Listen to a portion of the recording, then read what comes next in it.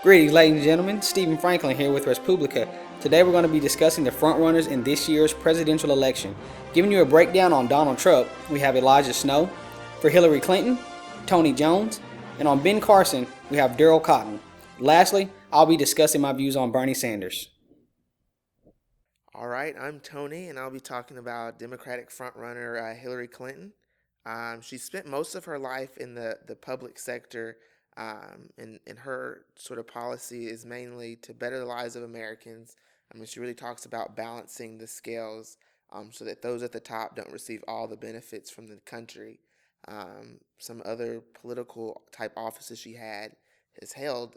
She was First Lady of Arkansas and the United States. Her husband, Bill Clinton, was a very popular Democratic president. After that, their time in the White House, she went on to serve in the U.S. Senate, where she took up initiatives such as paid leave for women, a lot of various rights for different sectors of America, as well as health care. Upon leaving the Senate, she was appointed by President Obama to serve as Secretary of State, where she led the charge for reaching for more diplomatic ties to nations where we didn't have them before. So her time can be seen as a great reach across many different boundaries for the nation. So Hillary Clinton has been embroiled in controversy lately concerning her emails, which may have leaked classified information, or at least put classified information in danger, as well as she's been embroiled in the Benghazi controversy. Do you think this has affected her campaign? I guess that's a two-prong answer. One, with the email controversy, I guess with both, I think yes, it in some ways turned some Americans off to what she had to offer. I do think that people are starting to realize now that both the email controversy and the Benghazi controversies were both sort of schemes by the Republican Party to sort of lower her poll numbers. And while they worked sort of towards the beginning of her entering the race, I think we're starting to see that more Americans are realizing that it was a scheme, and then they're realizing Hillary has something to offer the country. Okay, I'm Daryl Cotton, and I'm going to be talking about Ben Carson today. So Carson, he's new to the political field. He actually does not have a career in politics. He's a retired neurosurgeon. He had a rough start in life. He grew up in Chicago to a poor mother, and he worked his way up the social ladder. And over time, he actually became the head of Johns Hopkins neurosurgery department, and he completed the first successful separating of conjoined twins at the head in a surgery that took over 80 hours.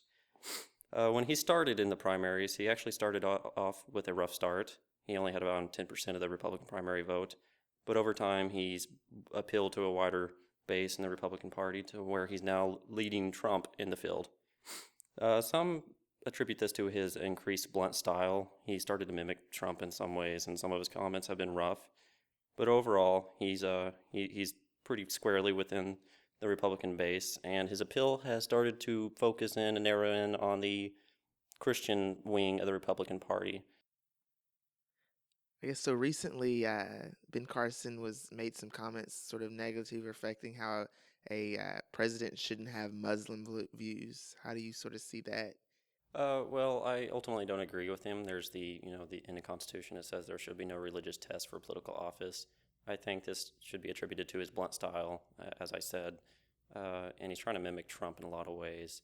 And the appeal does have a popular appeal to it. It works with a lot of Christians who are feeling angry and dissatisfied with the establishment, and he's willing to make statements that are insulting and blunt like this. Hey guys, Elijah here, and I'm going to discuss Republican nomination frontrunner Donald Trump. Trump has led the polls since he entered the race in early summer, and his blunt, in-your-face style that appeals to many ultra-conservatives.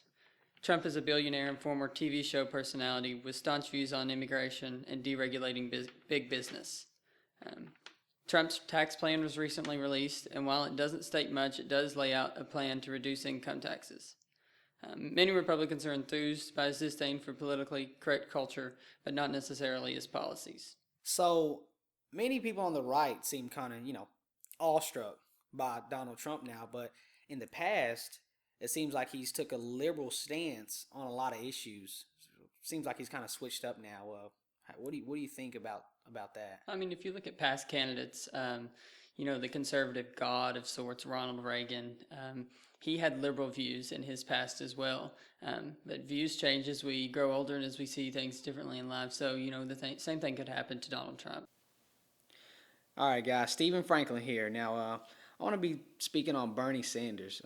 Sanders, he's not a stranger to politics. The 74-year-old senator is currently America's longest-serving independent politician in Congress.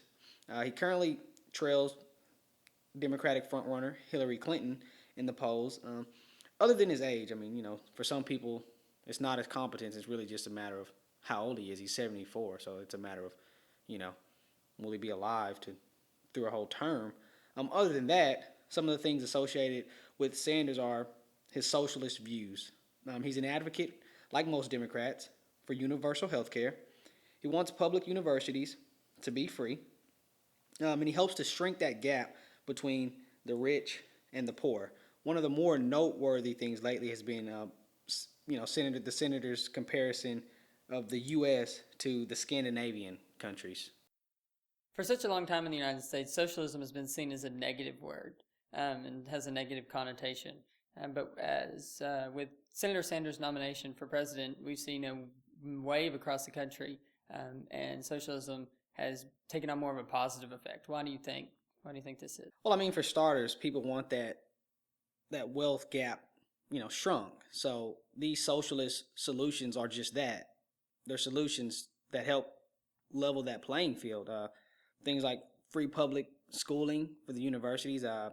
Bernie Sanders has a plan to, increase minimum wage from $7.50 to $15 by 2020. So, this gives people hope and kind of the things that they need to hear. So we'll see how it pans out. All right, so there was a summary of this year's presidential frontrunners, brought to you by Publica, made possible by Brett Bowers Incorporated for your media solutions.